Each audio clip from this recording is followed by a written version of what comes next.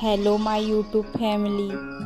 आपका मयूर horror story इस YouTube channel पे स्वागत है। अगर आप इस चैनल पे पहली बार आए हैं तो ज़रूर इस चैनल को सब्सक्राइब कीजिए और बेल आइकन दबाना मत भूलिए। आज की अपनी कहानी का नाम है डरावनी चुड़ैल।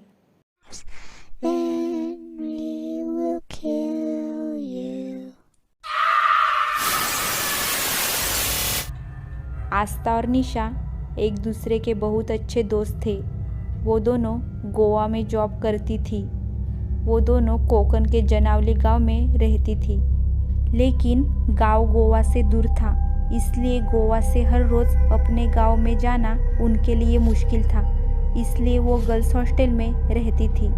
एक दिन निशा की माँ की तबीयत अचानक खराब हो गई, इसलिए उन दोनों ने कुछ दिन जॉब से छुट्टी ली। उसके बाद वो दोनों रात 8 बजे अपने गांव जाने के लिए निकल गई। आस्था गाड़ी चला रही थी।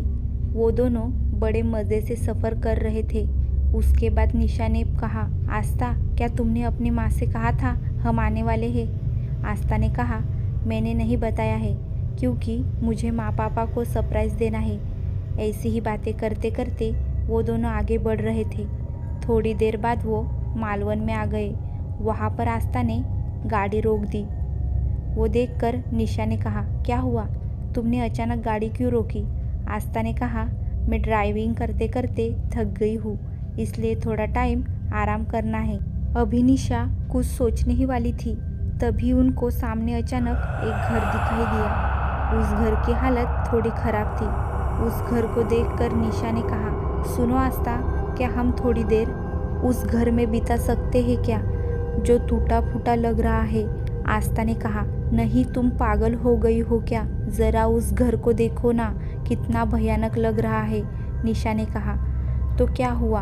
वो घर पुराना है और उस घर में कोई नहीं रहता, इसलिए वो तुम्हें ऐसा लग रहा है। आस्था ने कहा, पता नहीं, मुझे कुछ अजीब लग रहा है। निशा ने कहा, कुछ नहीं होता यार, मैं हूँ ना, चलो मेरे साथ। उसके बाद वो दोनों उस घर की तरफ जाने के लिए निकल गए। उसके बाद उस घर के अंदर जाकर बैठ गए। कुछ देर तक उन दोनों ने एक दूसरे की उस घर में फ़ोटो निकाले, खाना खाया और आराम भी किया। थोड़ी देर बाद वो दोनों अपने गांव के लिए निकल गए। निशा ने कहा, क्या था उस घर में जो तुम इतना डर रही थी? आस्था ने कहा, लेकिन वो घर बहुत डरावना लग रहा था। रिलैक्स, भूत नहीं होते। कुछ देर बाद ऐसे ही बातें करते करते वो दोनों सही सलामत जनावली गांव में पहुंच गए। अब तक तो सब ठीक चल रहा था, लेकिन उसके दूसरे ही दिन उन दोनों ने उस घर में निकाले हुए फ़ोटो अपने कंप्यूटर में देखे तो उन दोनों के पैरों के नीचे से ज़मीन ही सरक गई। उनको खुद पर भी बिल्कुल विश्वास नहीं हुआ था।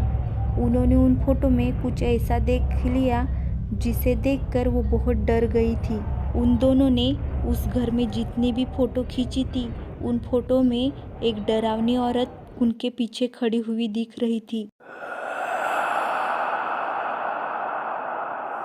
वो औरत बिल्कुल चुड़ैल जैसी दिख रही थी। ये देखकर निशा और आस्था बहुत डर गए थे। उसके बाद निशा वो फोटो अपने ग्रुप में शेयर करने ही वाली थी, तभी अचानक कंप्यूटर की स्क्रीन ऑफ हो गई।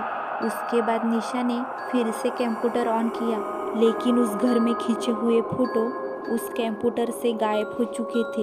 एक भी फोटो कंप्यूटर में नहीं था, सब फोटो गायब हो चुके थे।